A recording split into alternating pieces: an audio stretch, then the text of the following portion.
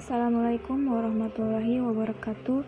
Perkenalkan, nama saya Winda Febrianila Padang dari jurusan Pendidikan Guru Sekolah Dasar.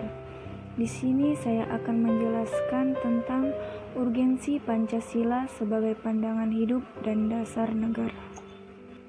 Pancasila merupakan pilar ideologi bagi negara Indonesia.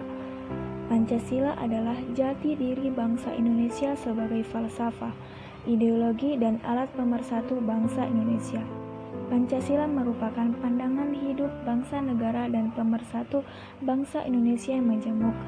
Pancasila sebagai pandangan hidup.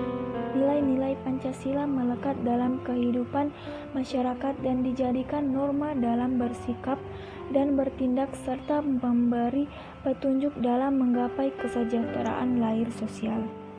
Nilai-nilai Pancasila: 1. Nilai ketuhanan, 2. Nilai kemanusiaan, 3. Nilai persatuan, 4. Nilai demokrasi, 5.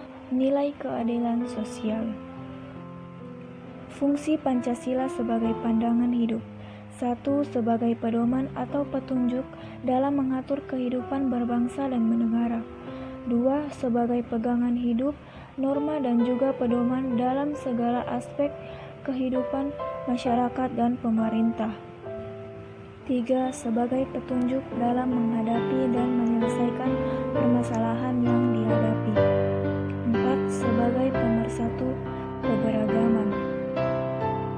5. Untuk memberi arah dan tujuan yang akan dicapai oleh bangsa dan negara. Urgensi Pancasila sebagai dasar negara. Insinyur Soekarno menggambarkan urgensi Pancasila secara ringkas tetapi meyakinkan.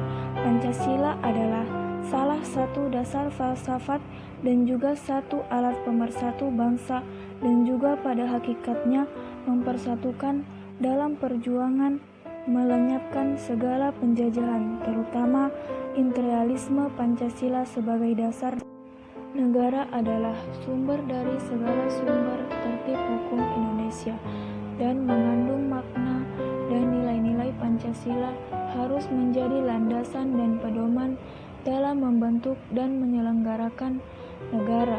Memahami organisasi Pancasila sebagai dasar negara bisa menggunakan dua pendekatan, yaitu pendekatan institusional dan pendekatan sumber daya manusia.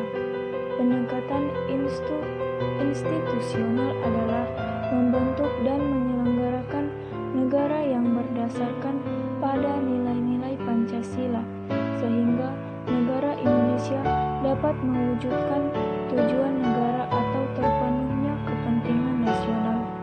Sementara itu, pendekatan sumber daya manusia terdapat pada dua aspek, yaitu orang-orang yang menjalankan pemerintahan dengan cara melaksanakan nilai-nilai Pancasila secara murni dan konsisten dalam membentuk tugas dan tanggung jawab, sehingga kebijakan negara akan menghasilkan kebijakan yang mengedepankan kepentingan bangsa.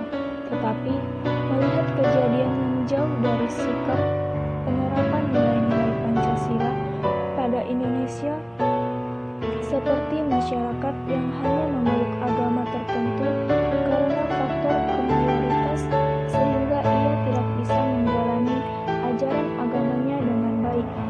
Sikap tidak adil terhadap sesama hanya karena perbedaan suatu hal antar suku, karena rendahnya rasa kesatuan dan perlakuan tidak adil di beberapa tempat sosial karena faktor perbedaan ras. Untuk mengatasi beberapa masalah yang ada, perlu pemahaman yang mendalam terhadap urgensi Pancasila sebagai dasar negara. Dalam pemahaman tersebut ada tahap implementasi, yaitu tahap yang selalu memperhatikan prinsip-prinsip antara lain transparan dan fairness, sehingga akan terhindar dari KKN, korupsi, kolusi, dan nepotisme. Sekian yang dapat saya sampaikan. Wassalamualaikum warahmatullahi wabarakatuh.